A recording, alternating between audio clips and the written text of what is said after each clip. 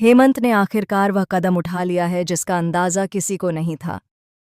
मीर के खिलाफ उसका गुस्सा अब फूट पड़ा है और जैसे जैसे सच्चाई सामने आ रही है, वैसे वैसे उसके लिए खुद को संभाल पाना मुश्किल होता जा रहा है।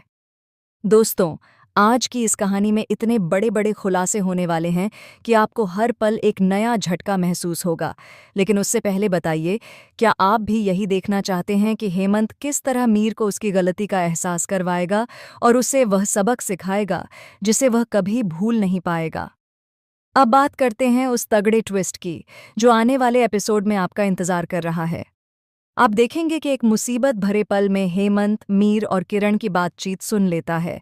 उसकी आंखें अविश्वास में फैल जाती हैं। उसे समझ ही नहीं आता कि जो वह सुन रहा है वह सच है या उसका वहम। लेकिन जैसे ही हकीकत सामने आती है, उसका खून खौल उठता है।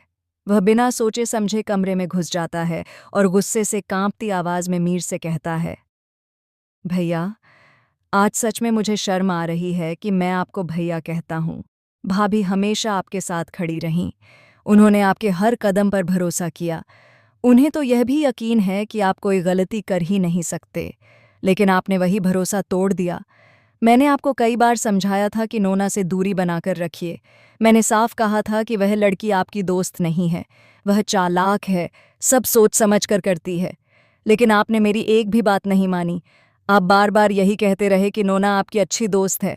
भैया, आज साफ दिख रहा है कि उसके दिमाग में क्या चल रहा है और उसने आप दोनों के बीच गलतफहमी डालने के लिए कितना बड़ा खेल खेला है। हेमंत की आवाज़ टूटे हुए भरोसे से भरी होती है। वह आगे कहता है, और अगर सच में नोना मरना चाहती थी तो इतना वक्त क्यों लगाया? पहले भी तो कर सकती थी। आखिरी वक्त पर अपनी बहन को ये सब बताने की क्या ज़रूरत थी? उसकी बहन ने भी उसे रोका नहीं, क्यों? क्योंकि ये सब प्लान था, सब सोच समझ कर किया गया था भैया।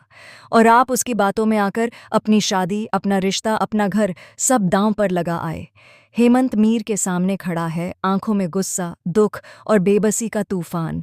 वह कहता है, भाभी को आपने धोखा दिया, उनकी भावनाओं को चोट पहुंचाई। वह सोचती हैं कि आप दुनिया के सबसे अच्छे इंसान हैं, और अगर मैं उन्हें यह सब बताऊं तो शायद वह मानेंगी भी नहीं, क्योंकि उन्हें आप पर और आपकी नीयत पर पूरा भरोसा है। लेकिन भैया, आपने ही वह भरोसा चकनाचूर कर दिया। अब मैं यह बात किसी से छुपाने वाला नहीं हूं। मैं भाभी को सब सच बताने जा रहा हूं। अब जो भी फैसला वह लेंगी, मैं उनके साथ खड़ा रहूंगा। इतना सुनकर किरण बीच में आ जाता है और हेमंत को रोकने की कोशिश करता है। हेमंत, तू इतना गुस्सा क्यों कर रहा है? भाई हमसे बड़े हैं, इज्जत करते आए हैं। अगर कोई गलती हो भी गई है तो अनजाने में हुई है। तू ऐसे बोलकर क्या पालेगा? तू छोटा है, तुझे समझदारी से काम लेना चाहिए। मैं इनका सगा भाई हूँ, मुझे पता है क्या सही है और क्या गलत। तू इस मामले में पड़ क्यों रहा है? दूर रह, यही बेहतर है।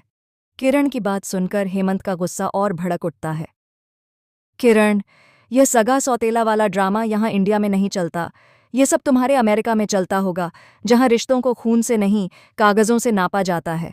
यहाँ रिश्ते दिल से बनते हैं और दिल से निभाए जाते हैं। भाभी तकलीफ में है, घर बिखर रहा है, और तुम यहाँ खड़े होकर सगेपन की दुहाई दे रहे हो। अगर तुम्हें ये सब दिखाई नहीं दे रहा तो यह तुम्हारी कमजोरी है, मेरी नहीं। और इसके बाद कहानी में आता है सबसे बड़ा झटका।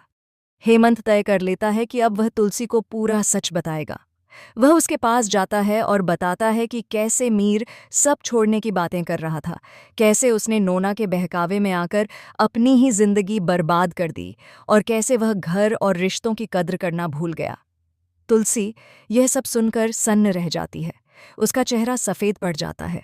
उसे लगता है मानो उसकी सांसें रुक गई हों। जिस इंसान को उसने अपना सब कुछ माना, उसी ने उसे सबसे गहरी चोट दी। लेकिन फिर भी उसके मन में एक सवाल उठता है, क्या मीर ने सच में गलती की है या वह सिर्फ हालात का शिकार है?